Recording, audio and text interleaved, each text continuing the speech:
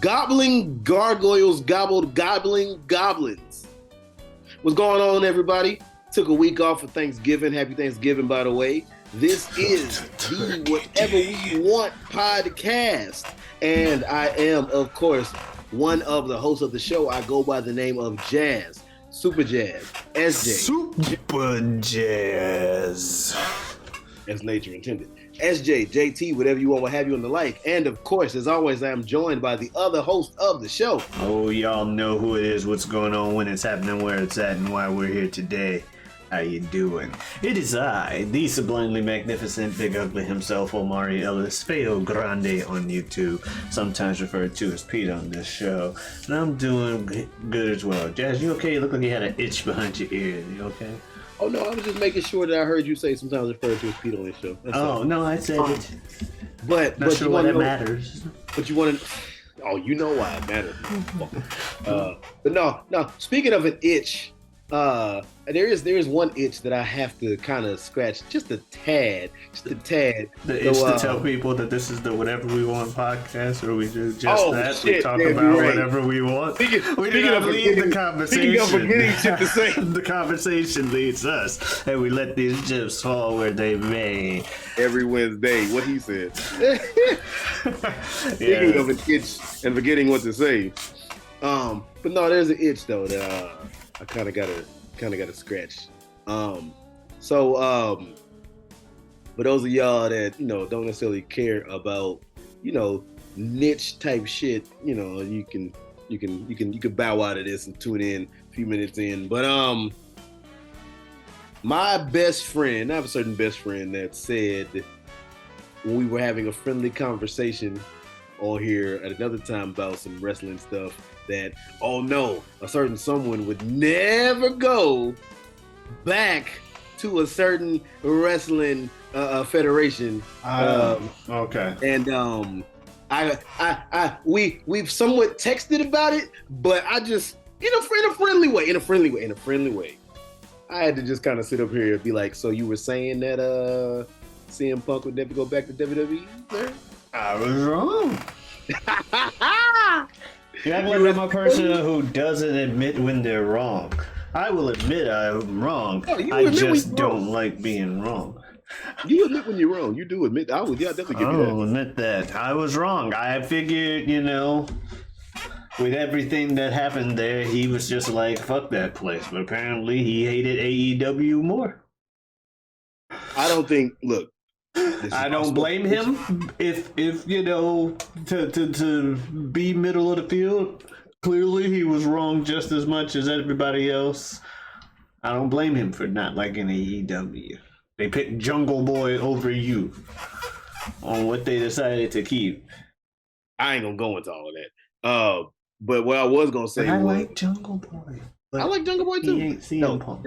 this is all speculation of what I'm gonna say, and because of course we don't know the actual person, Phil Brooks. We don't. All we know is the persona of CM Punk that we see. We don't know the actual people. Triple H. We don't know who Paul Levesque, whatever is behind the scene. We don't know these motherfuckers. We don't know Tony Khan. We just know what we see, and then we barely even know that much that they even present. Okay, now that I got the disclaimer out the way. I don't think it is so much of, and I don't think that CM Punk is alone in this, but I don't think it is so much of he hated one place more than the other. I think it is this bridge got burnt here, so I'm going to go there because I want to wrestle. And then it's this bridge got burnt here, so I'm going to go there because I want to wrestle, as well as money. So I think it's I want to wrestle, and these motherfuckers won't let me, so I'm going here because they paying me. Oh, I want to wrestle, and these motherfuckers won't let me, so I'm going here because they paying me. That's what I honestly think it is. I don't think it has anything necessarily to do with hating more than the other, or hating, one less, or loving this or loving that. I think it's more supposedly Triple H and Punk had an hour-long meeting, probably longer than an hour-long meeting, but I was reported they had like an hour-long meeting before they signed the papers. And apparently nobody on the show knew that Punk was going to debut, except for like the wrestlers got told right before he came, or right before they did the match, or some shit like that. The shit got finalized a few hours before the event, so it wasn't even like finalized days before all this shit. So I honestly think that I do think that time heals all wounds, and I think that as much as there is some some fluff because of the fact that they are on camera and they're public figures, I think there's some merit to what Triple H said at the press conference. Nobody is the same person they were 10 years ago. Time heals all wounds, and who ain't gonna be mad about money? Because I mean, we don't know, but we can kind of say Tony Khan's paying CM Punk a lot of money. So, and of course, they were also the only major mainstream wrestling federation to come out since the fall of WCW. Other than that, it was TNA, but TNA never got to AEW heights as far as eyes on them and shit. They got to a certain level, but not like big like that. So no, man, I don't necessarily know. It's like I hate him more, and then people talking about the promo that he cut and everything, and how it was a little lackluster. It was lackluster, but I think it was lackluster because he didn't have a lot of time. I don't think it was lackluster because of what he said. Some people are saying, "Well, he just said this." He just didn't have a lot of time. That's all it was. But I don't think it was a bad promo per se. I think it was more so he just didn't have time to say everything he needed to. Now, do I think that everything he said, again, speculation, I did my disclaimer. Do I think that everything that he said in the promo was 100% what he feels behind the scenes? There's no way to know. I don't necessarily think that my man truly believes WWE is home, but who knows? I think people just wanted. I think people are just mad because he didn't just come out and go, fuck Kenny Omega, fuck the Young Bucks, they fucking shot in my bag, and then they fucking so. I hate shot at the Hedgehog, I think he sucks, I'm gonna blow up the moon. No, that's what they expect him to come out and say, and he ain't say none of that. He said something more akin to a WWE show. And WWE likes pretending that other companies don't really exist anyway.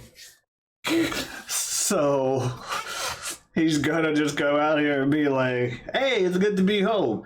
Because everybody says it's good to be home when you come back to the WWE. Everybody says Nobody goes, oh, sorry, I had to come back to this shithole because at least it's better than that ass fart. It's like... It is true. Like, with The Rock at one point, finally, The Rock has come back home.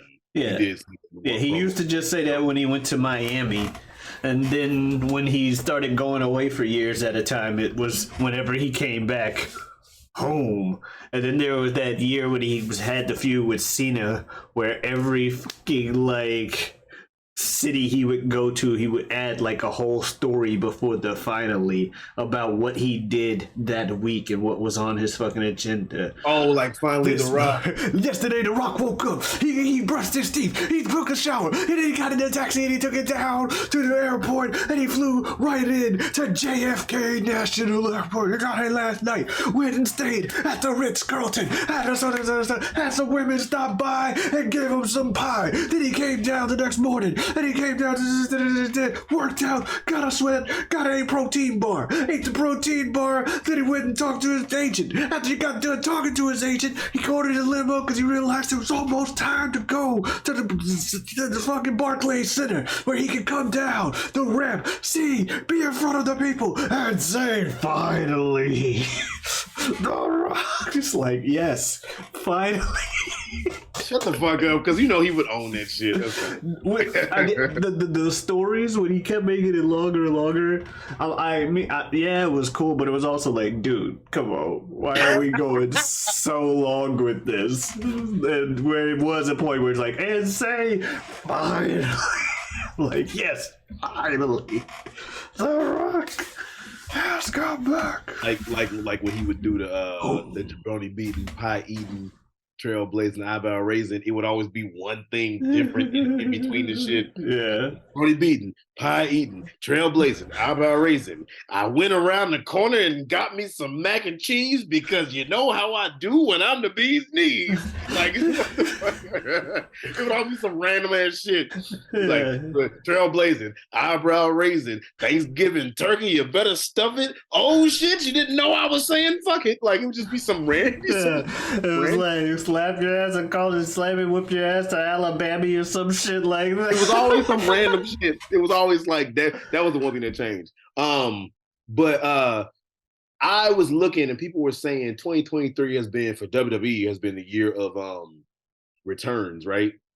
And I would say 2023 is the year of returns, but 2022 so far in recent years is still the craziest year in fucking wrestling. 22? Like recently, 2022, recently. Because 2022 was the year that Cody Rhodes came back to the company that we didn't think that he would come back to. 2022 was the year that CM Punk came back to wrestling after what happened and went from being the most beloved wrestler to the most hated in like fucking damn near like a year, which was crazy. Vince McMahon stepped down from wrestling after everybody said he would die in the fucking ring or on the headset, and he stepped down. Stone Cold wrestled a full fucking match, taking bumps and hitting stunners after 19 years. It was like so much shit happened in 2022 in the wrestling like world is fucking crazy. But in WWE, we had The Rock make a one-off appearance, Cena wrestle week by week, Kairi Sane came back, Carlito fucking came out of goddamn nowhere. CM Punk came back to the company that he said, fuck y'all. It's like R-Truth fucking returned. Like Randy Orton, they thought Randy Orton would never fucking wrestle again, and this motherfucker came back. It's like, so this is the year of returns for them. Fucking guitar and R-Truth's theme. What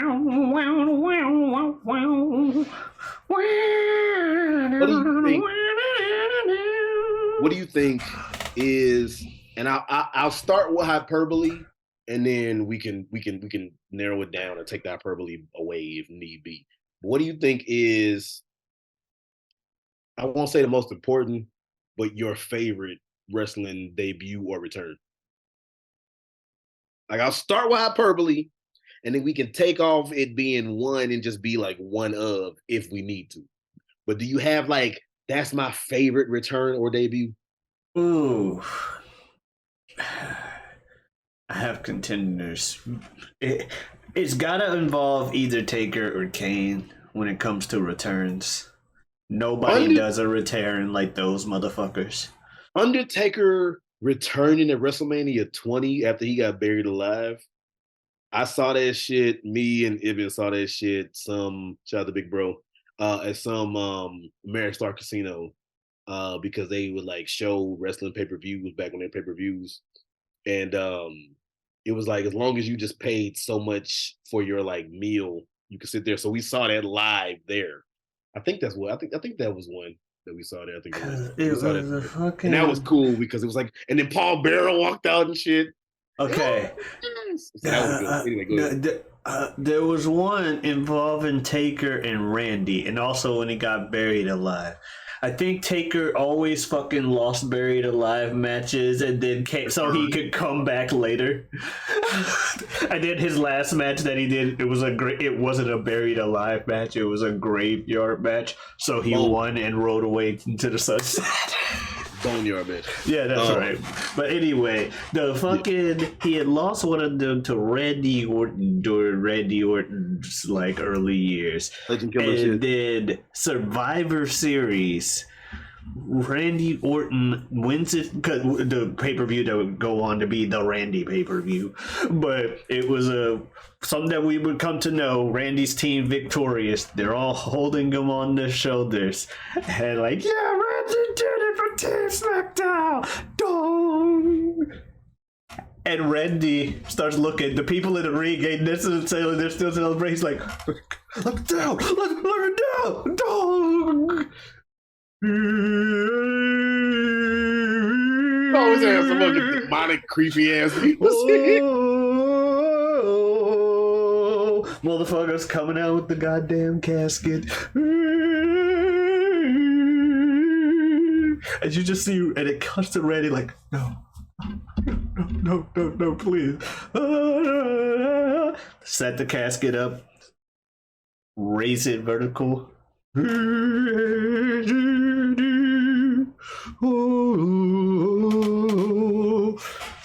the fuck?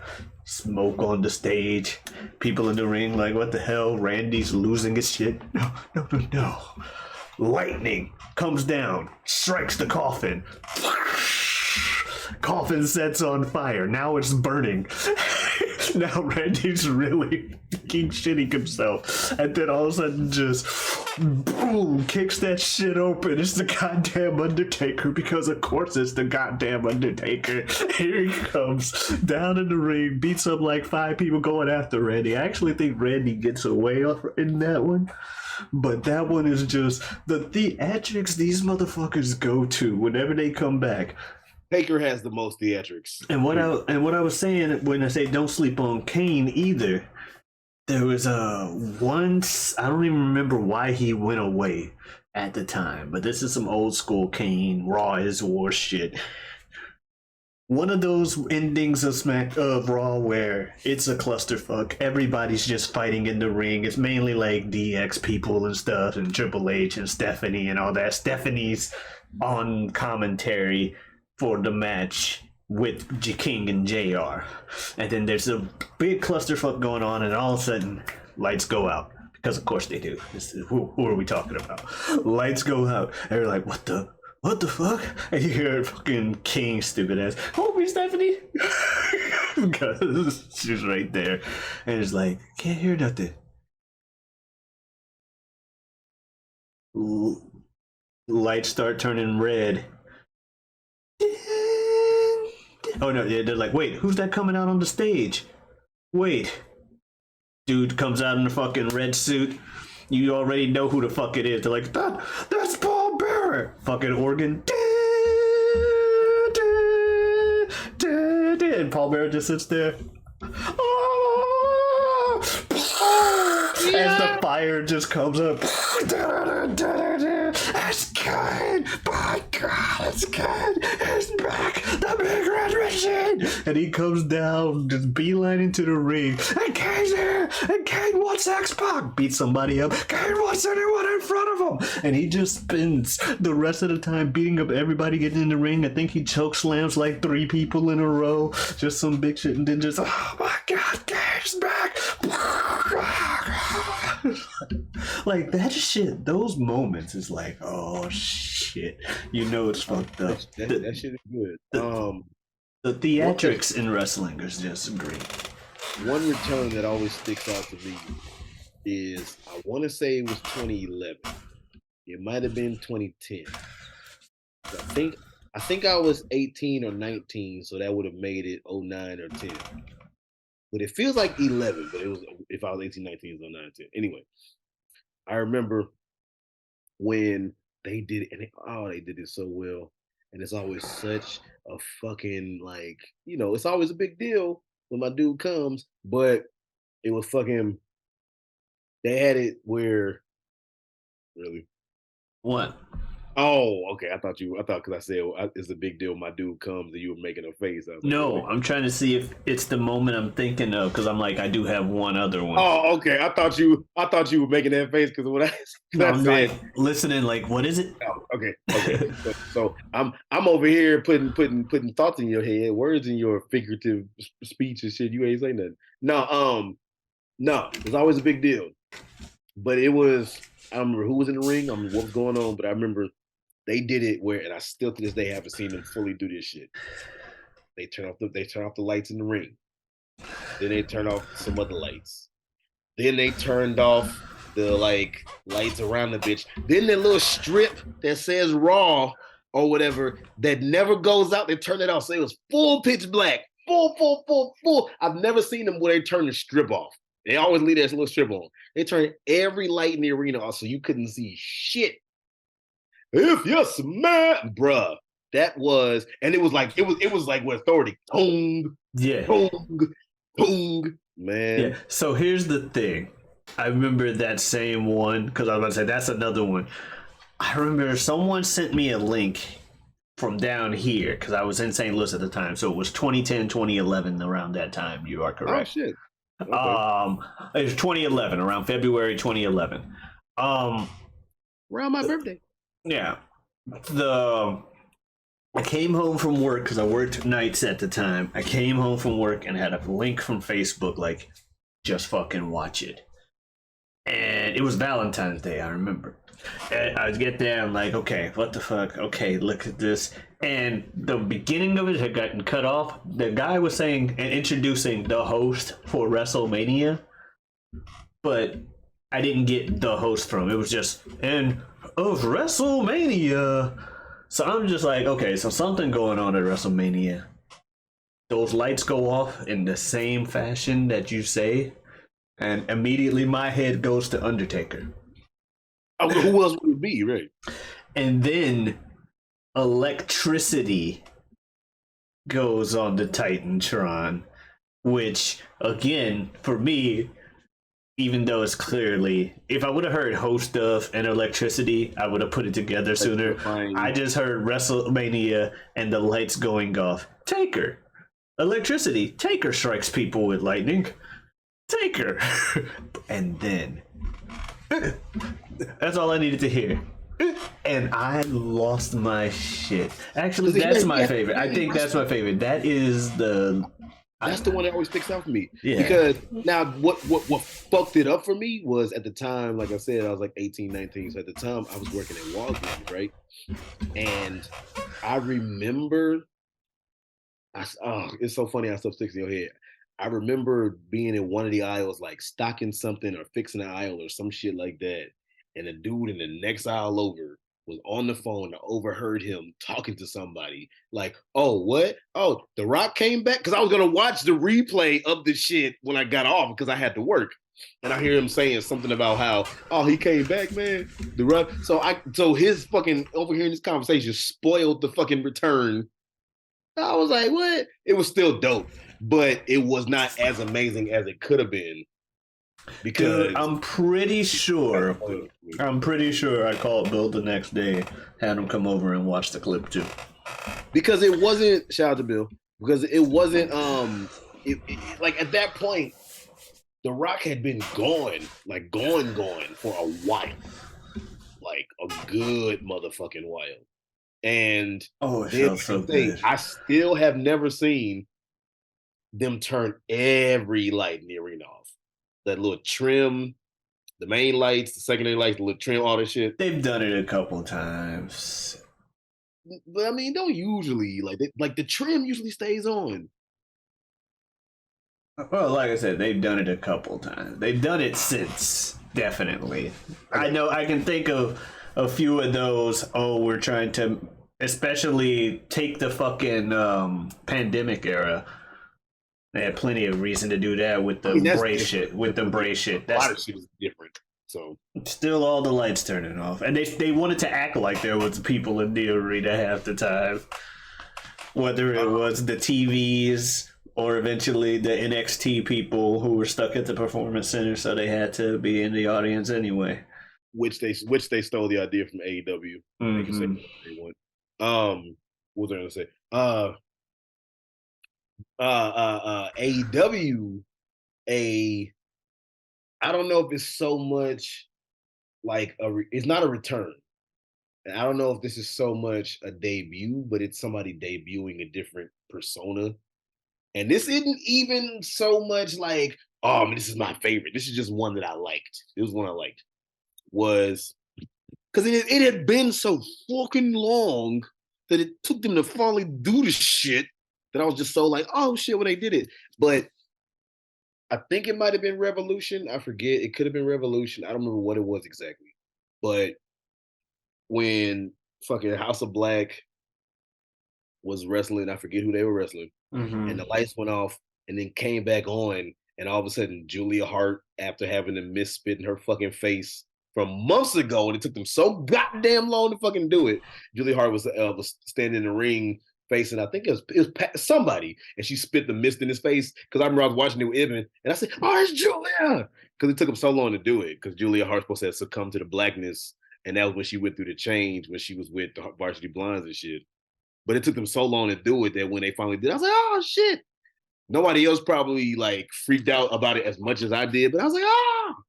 Because it took so long. And I mean, you got Ruby Soho's debut was great.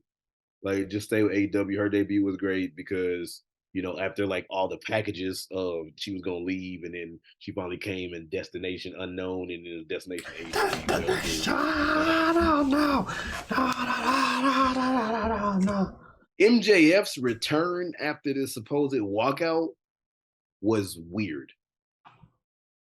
It was cool, but it was weird because it was like the devil, and it's like not the devil now, but the devil then. Yeah. And it was like, who's the devil? Please allow me to do myself And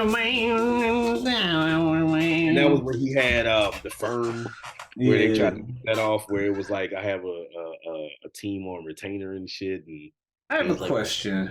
they won the whatever poker chip match. I forget what that shit is called. They won it anyway. I have a question. MJF's pretending to be a face right now. Did they have a Dynamite ring match recently, and did he still win it again? I don't watch it on a weekly basis for real like that. I keep up with it. But you said, did they have the what match? The MJF wins match. The Dynamite ring match. Dynamite ring. I don't know. Because I'm curious if, this quote unquote face MJF. I don't ever buy face MJF. I don't really buy it either, but I mean, by this point, the man is a face. even if this is like some long con that he's doing for months, he's a face right now. Even if this is just straight up bullshit, my man is a face. But would he still be cheating with the diamond ring? It's the whole thing, like he says, I'm not just a scumbag, I'm your scumbag. Oh my god, that's the thing now. That's hilarious. That's what he's been saying, yeah. I haven't been watching on a weekly basis either, so I keep up with it though. So, like I don't watch it, but I keep up with it. But it's like it's like I said, man. As much as certain shit nobody can get away with without being a face or without being a heel, some wrestlers were on top and they were faces even though they did heel shit. Eddie Guerrero lied and cheated, and he was a face like a motherfucker. The Rock shits on everybody in the worst way, face like a motherfucker. Stone Cold whoops everybody's ass, whether you good or bad guy, he's a face. So MJF, he can say, I'm your scumbag, fuck the fans, and still be a good guy. That's just how it goes. Some people, you could be cheered even though you do shit that ain't cheer worthy because that's just who you are. That's true. I just wanted to know if that's what if face MJF was using the ring too. That's all I was wondering. That's a question for Ibn. Because Ibn does watch on a weekly basis. What was I gonna say? Is the Undertaker the longest like wrestler, like time-wise, longest person to have wrestled consistently and been on top that long? Only other person I could probably think of is San Martino. Sting? Was Sting on top? Well, no, Surfer Sting was a big deal. Maybe. Because one thing, going back to The Rock for a second, it's so hard to believe, but The Rock's career was only like 7 years. Mm-hmm. So we can't put him. Stone Cold wrestled for a minute, not necessarily 30 years, but Stone Cold wrestled for a minute, but he wasn't on top for a lot of them. Shit. And then, well, and this is talking over here. Overseas, there's definitely motherfuckers that. Oh yeah, you're right about that. I'm pretty sure Minoru Suzuki been here a fucking minute. I saw him live in person. Dude. And Jushin Thunder Liger wrestled a long ass time before he stopped as well.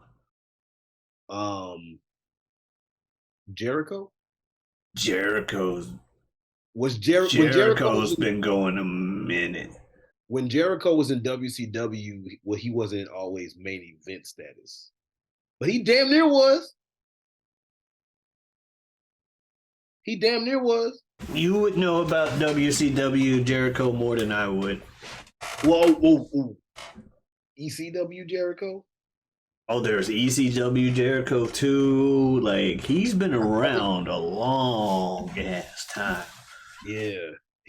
Jericho is like one of the only wrestlers to have wrestled in damn near every fucking promotion.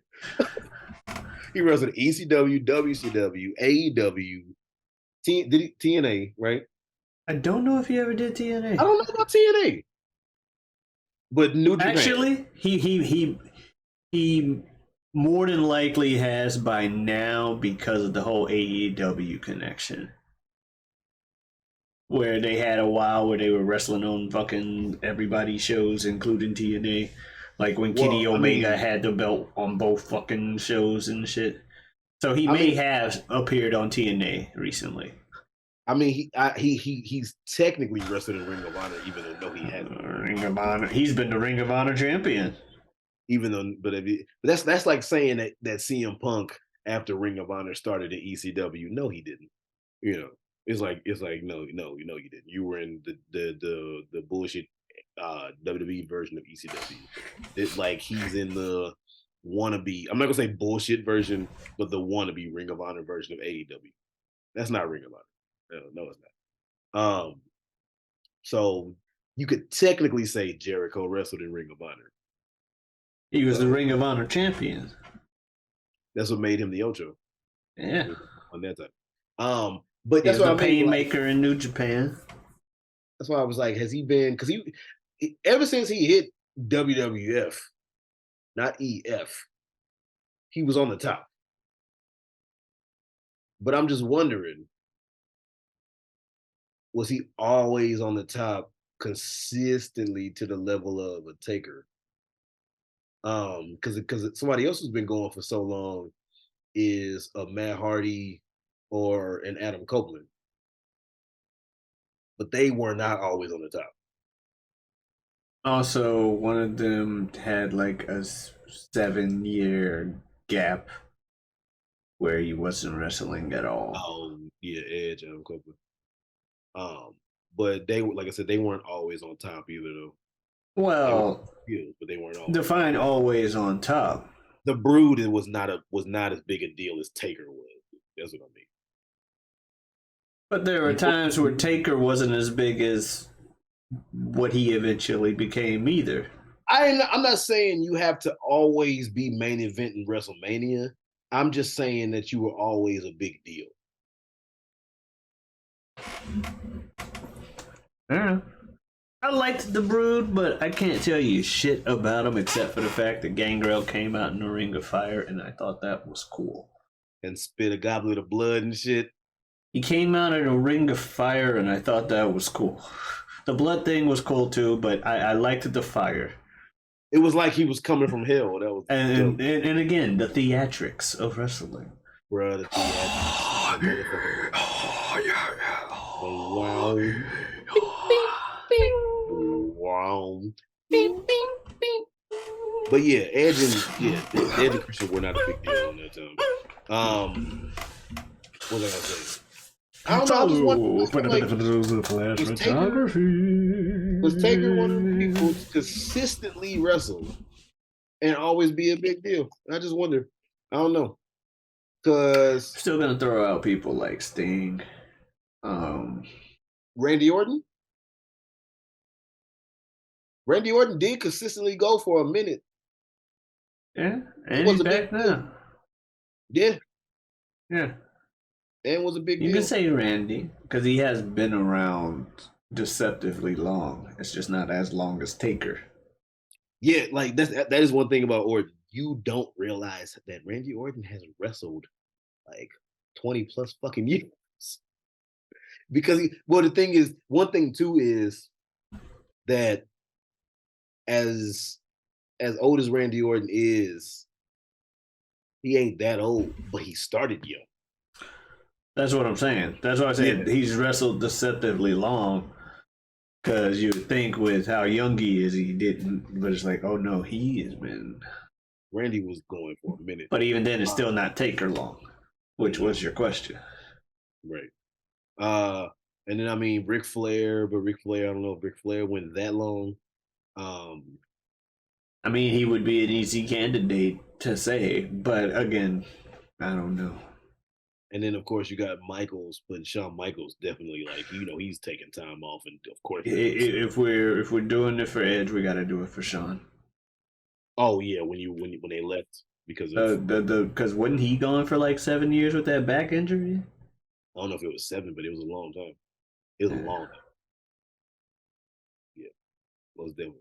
And then of course we can't put Cena on there because when Cena was going strong, he was going strong. Then Cena left Hollywood. So. Yeah. Now, if you want to talk time at the top, though, at the top, Cena was at the top for a minute. That is facts. That's old Johnny boy. Was Cena at the top? And you talking if we now talking top, was Cena at the top longer than Stone Cold was? Yes. Yeah, I was gonna say I think he was. No, it's John boy. Because that's why WWE feels like they're comfortable calling him the GOAT. Greatest of all time. And they have the announcer announce him as the greatest of all time. Out of all these other motherfuckers that went through your doors and passed the gorilla position, and you put it on one guy. I'm not even saying it shouldn't be Cena. I'm saying they shouldn't necessarily put that on anybody. I don't think they should have made it a this is his official in-realm title now type deal. Let the fans say that GOAT shit. Like I said, they shouldn't necessarily put it on anybody. Yeah. So that's what I'm saying. Let fans say that shit. What was I gonna say? But no, let's see, because Stone Cold got on top probably 98. Because I wouldn't necessarily say 97, but I say 98. He started getting on top 97. Officially 98, 99. He had to go away 2000 for part of it. Then he came back, and of course 01. So Stone Cold was probably big for like 3 years. Cena, Ruthless Aggression, Cena got big, what, 03, 04? What'd you say, 03, 04? Probably closer to 04. It was around when I was stopping to watch wrestling. So Dr. Thuganomics, and he was top. That's around when he got there and his ass just Dr. didn't come down. So 04 and even through PG era, when the aggression stopped in 08, he was still on top. And he stayed on top. And even when Daniel Bryan started getting on top, he was still on top. When Punk got on top, he was on top, then he left. So I would say Cena probably officially stopped working consistently in 15 or 14. Probably about 15, if not later.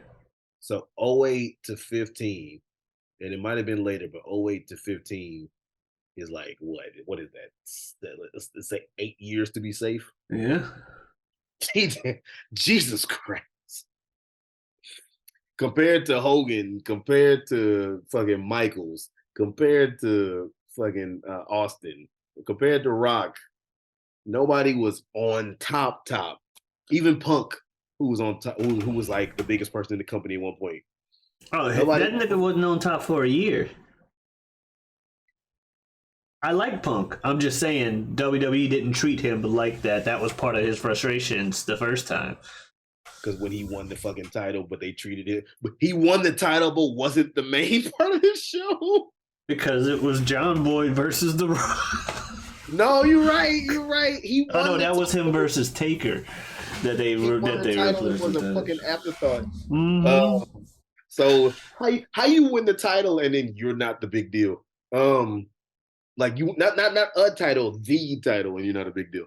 But no, you're right. Yeah. So yeah, damn. Out of all the big names, out of fucking Ric Flair, Fucking Brock Lesnar. Shit, Roman Reigns recently. Now, that's what I was gonna say. That's a sneaky competitor for John for being at the top, considering he's already had the title just this particular one title run, let alone being the main event guy in the title picture. Yeah, he's had this title for 3 years now. One thing I will say, going on like 6. I mean, so when we whether we like it or not, whether we like it or not, it's not fair to say that when Roman goes away, that doesn't count. That's not fair to say. When he goes away for a few months, that doesn't count as him consistently wrestling. Yeah. Oh, you're talking about consistently wrestling. Okay. Well, I'm just talking about being on top consistently. Yeah. So no, I mean, he's the champion. Right, because he's still he's the champion. He is as on top as it was. He was on top on one show, said fuck it, I want to be on top of the other show too. I'm gonna hold the top of these shows hostage so much that you make a new belt so someone can tell themselves they're the top while I'm holding these. You're right about that shit. And that's why I say like it's not like Roman he might go away for like a month or so, but he didn't go away for a year. That's different. Mm-hmm. So no, you're right. He's creeping up on it. Yeah, and if you're going to talk about going away for a month or so, motherfuckers get injured all the time. Taker got injured during his career, which is what we started this with. We were talking whole careers. So no, I'll say that damn, I never really thought about it like that. You know, some stuff is like obvious in a way, but you don't necessarily think about it till you talk about it. Mm-hmm. And it's like, damn, Cena consistently was like featured on wrestling TV at the like top main event status spot over a lot of other big names. Damn near a fucking like decade. 8 to 10 fucking years straight. Yeah. Somewhere around 10 years straight, that man was in the main event status spot. Yeah. Hey, big match John. No, you right about that one. And that's over The Rock, that's over Stone Cold, that's over fucking Triple H and fucking Shawn Michaels, that's over fucking Eddie Guerrero, that's over fucking Hogan. No, you right. That's over Lesnar and Orton. Like, holy shit. Mm-hmm. Now the crazy thing, I was thinking about that Roman Reigns thing earlier today. And I was thinking about it, and it's going to be one of those things that when time goes on, I feel like more people are gonna remember Roman losing that belt than they're going to remember like the reign itself. They're gonna remember the person that beat that dude. Like, dude, after 7 long years, Roman finally lost a fucking match. After like 7 years, he finally lost that. And that dude did it. And especially if they do it right, which is to give it to a younger superstar that they then build the hell up. They won't. It's probably going to either Punk or Cody at this point. Or it's probably going to either Punk or Cody at this point. Cody, who knows? Anyway. Well, I've numerous times told you my theory on Cody and winning the championship. He's just not doing it. That's why he's the American Nightmare, because he will never live out the American dream. Well, if you listen to, and don't forget your original point, but if you listen to, like I said, that one fucking interview he did with Ariel Helwani where he said I was a heel because I said I was a heel because being a heel takes away what the fans want, and they wanted me to be a heel, and I wouldn't give them that, therefore making me the ultimate heel. Anyway. So does my convoluted theory of him selling you on this American dream, his dream being shattered, and then you realize you're in the American Nightmare and he's combining the whole Rhodes family legacy into one character? That doesn't sound so convoluted when you talk about whatever the hell else he said. That's what I'm saying, right? Because you remember I said that on a previous pod, right? Where we were talking. And man, I was like, he either big brain the fuck out of that, or that is the most revisionist history I'd ever heard. I think it's the latter. I'm telling you, If he ever leaves WWE again, we will see that motherfucker 3 months later. My dad never won the Impact Wrestling Championship.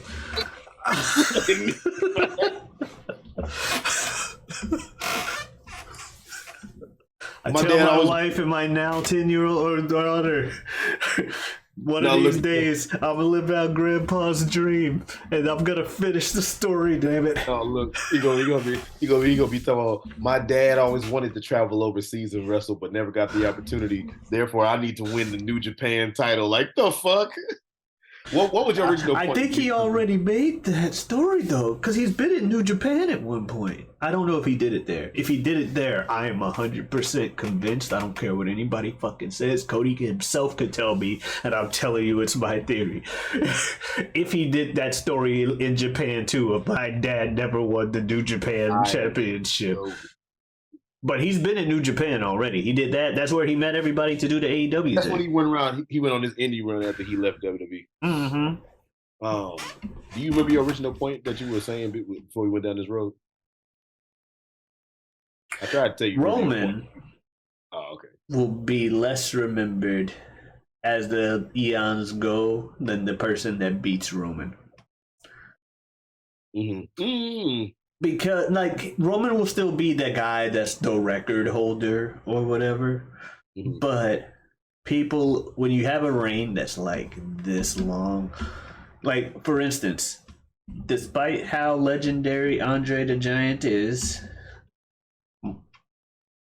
for a multitude of reasons, more people remember the guy that slammed Andre the Giant than remember Andre the Giant.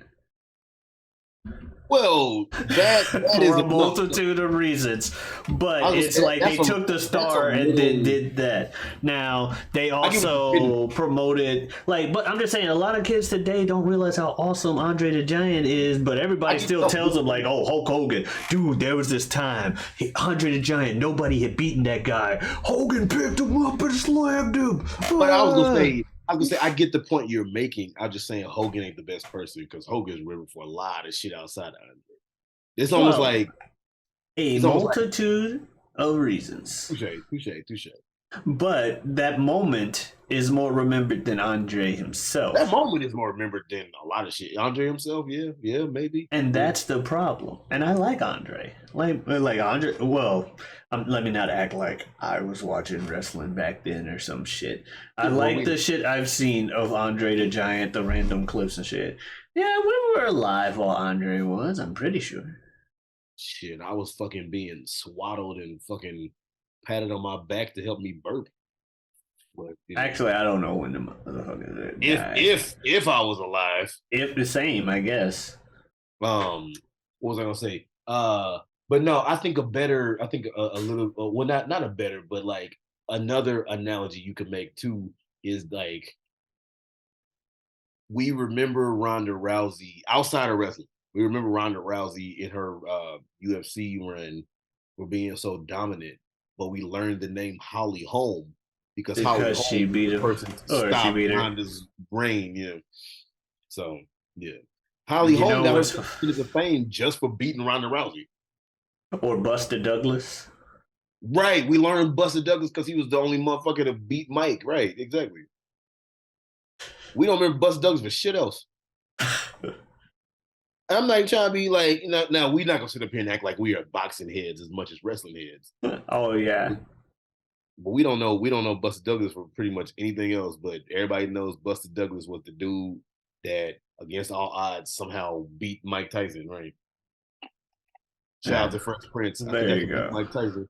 And I think that's the thing. Like, you'll have people like you'll have your old heads that watched boxing back then that's like, I don't think y'all understand just how dangerous and how terrifying of a reign this motherfucker had. But then people will be like, but couldn't deal with that Buster Douglas dude though.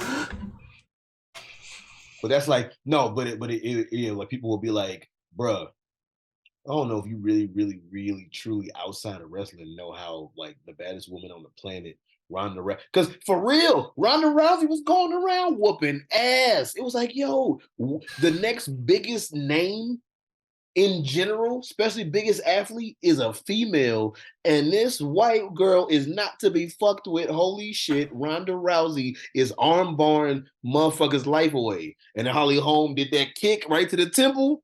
I ain't the lady to mess with. Facts though. I forget. The temple fucking whooped that ass. And who was it that had that theme? I ain't the lady to mess with. Victoria. Okay, yeah. I just remember Victoria with the freaking tattoo song. Do you remember when the group Tattoo, it was two girls back in the day in the early 2000s? Do you remember when Tattoo, when they would perform live on shows and shit, and then when they would have the breakdown in the like the beat and shit, you know, when they weren't singing, and they would like fucking get all close to each other, touchy feely, and fucking tongue each other down and shit. You know where I was going. I think I've lost my mind. And they would get all close to each other. I'm a lesbian, I'm a lesbian, I'm a lesbian, I'm a lesbian. Basically. I'm a lesbian. And only to turn out that I think they both were, or one of them wasn't, or something like that. Shit. So it was just like, it was all theatrical. Speaking of theatrics. But yo, man, the early 2000s, when you think back to some of that shit, dude, like I just look back at some of this shit, and I'm not ashamed of any of it per se, but it's just one of the things where I'm like, bro, we was really watching this shit. We was really having fun with this shit. Like I was like, bro, were we all just some fucking horned out? Were we all 12? Like I might have been 12. Were we all 12? Because what a chance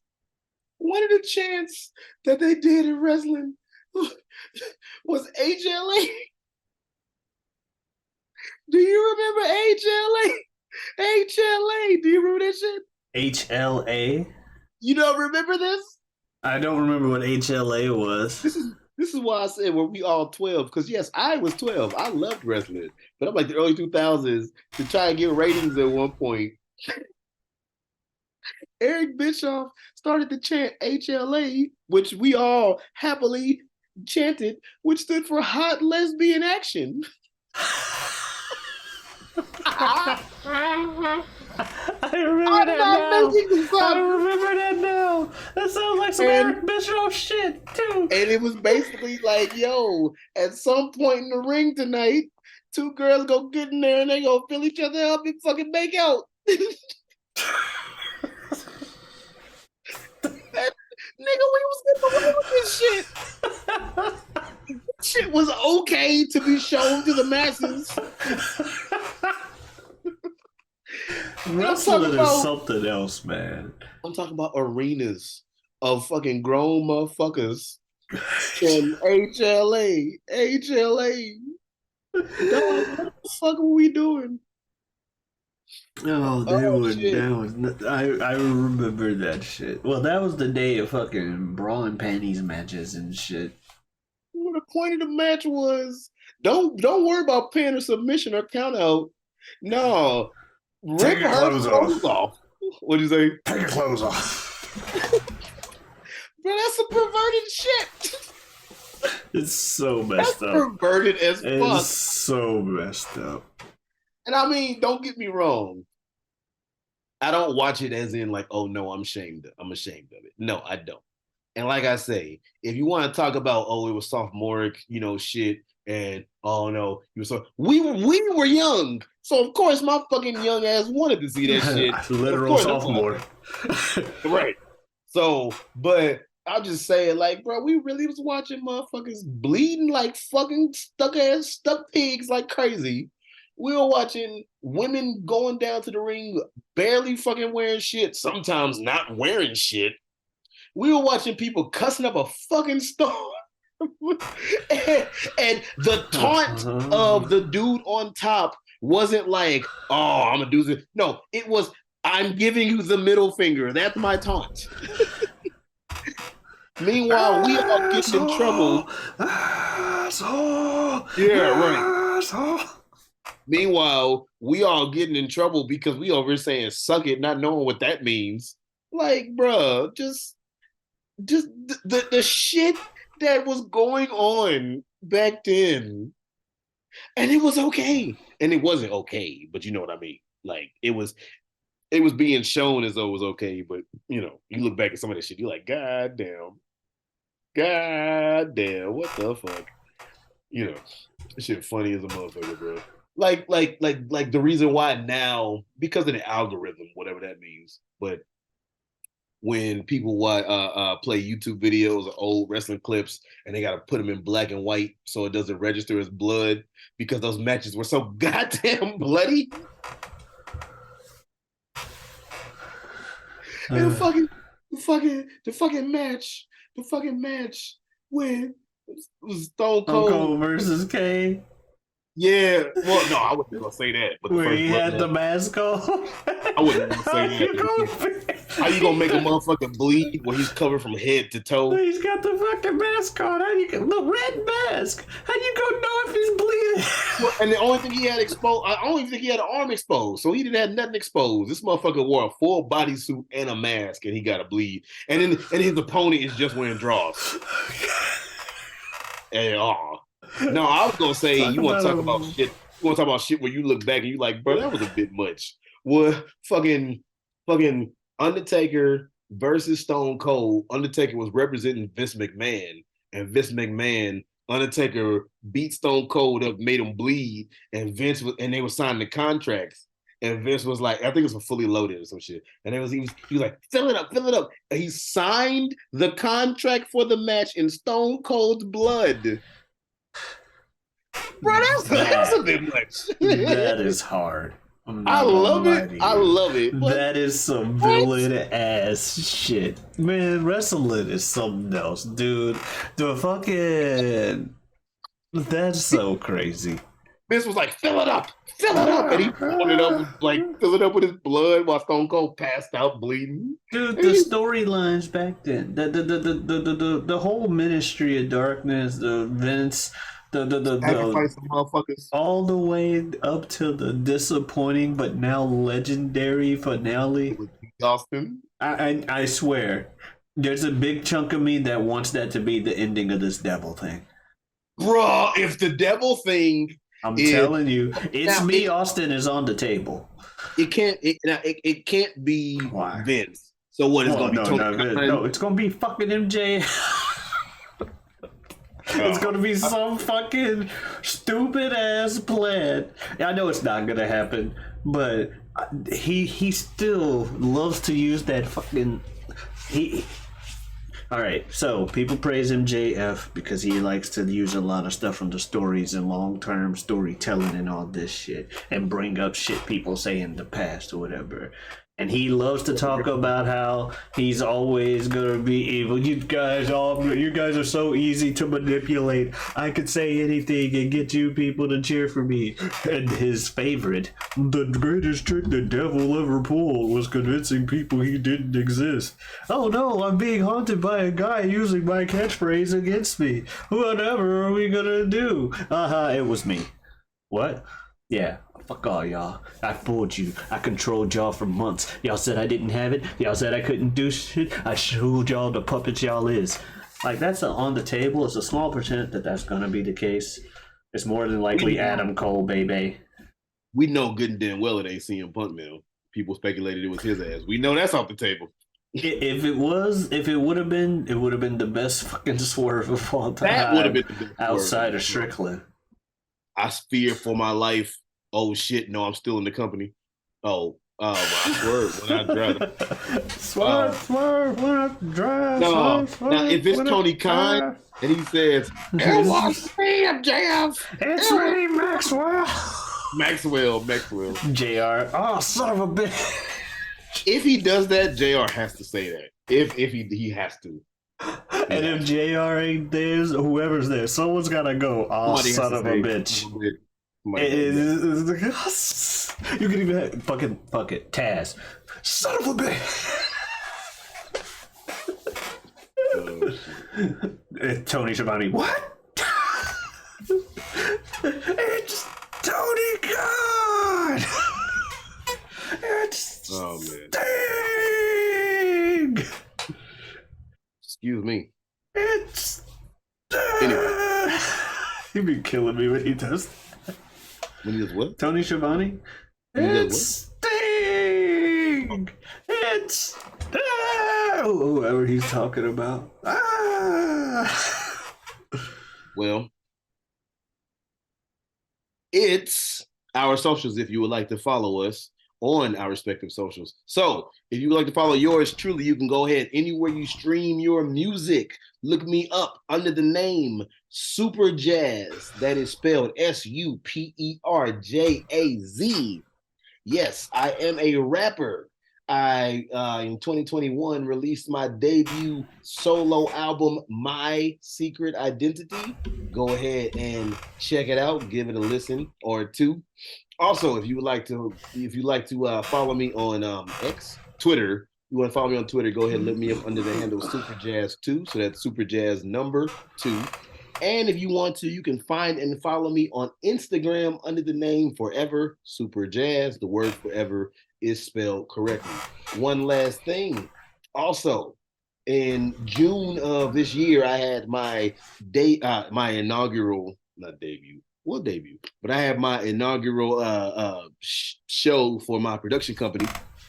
Yes, sir. Forgive me fucking up my words, everybody. It's a little late. Yes, sir. Actually, it's a lot late. Anyway, yes, sir. So last thing, go ahead and find on Facebook and like the page for my company for producing plays, Aquarian Rising Productions. That is Aquarian, not Aquarius. We did the first show in June, and I got some logs in the fire for 2024. If you follow me on Instagram, you already saw a little teaser for it. Stay tuned. I'm not going to announce it just yet. Officially announce it just yet. But if you follow me on Instagram, you already saw it.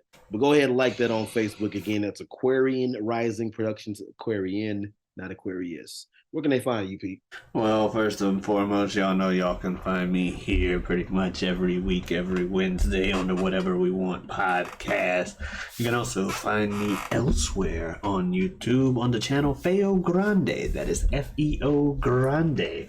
I got a couple shows I do on that channel as well. I do a good show, first and foremost, with a good friend of mine, a good friend of the show, Bill Smith.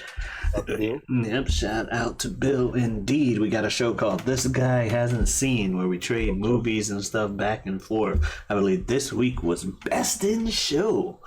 Next week is Paid in Full. Yeah. Stuff I have not You haven't seen Paid in Full? No, I know what Wood it is. Harris and Mekhi Phifer? It's a hood movie from back in the day that I should have seen being a black dude in the 90s, but no. Hilarious.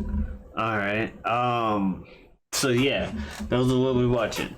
And I also have a show on that channel every week, every Saturday, also with Bill, called You Don't Watch Sports. For folks that title necessarily applies to, you don't watch sports, but you like sports, but you hear all these people talking about sports around you. You don't really know a lot of stuff what they're saying, so you don't really want to participate. Well, you can get some stuff from us. We got 3 topics, 3 of the bigger sports in America at the time, some information that you can sprinkle some information into the conversations with other folks. Anyway, I also have a Twitter and Twitch at Giotavi. That is Giotavi. Come on in, stop on by. Been playing a lot of Street Fighter lately. Probably gonna pick something else up soon. But yeah. Well, whether it be about wrestling and our love of, said the fourth W. Whatever we want, and wrestling. And okay, yeah. If we ever could have gotten our fucking first Sunday shit going, that could have been the alternative title. But anyway, whether it be about wrestling and our love of wrestling, which I mean that never goes away on pretty much every fucking episode. Whether it be about who had the longest tenure at the top with the best return. Whether it be about Ronda Rousey and her UFC run, Mike Tyson and Buster Douglas and stopping his reign, not reign, but just beating him, or whether it be about how wrong you were about CM Punk coming back to WWE. What are we gonna talk about next time? Whatever we want. Be nice to yourself, everybody. Look at my. Anyway, be nice to yourself, everybody. Adiosness.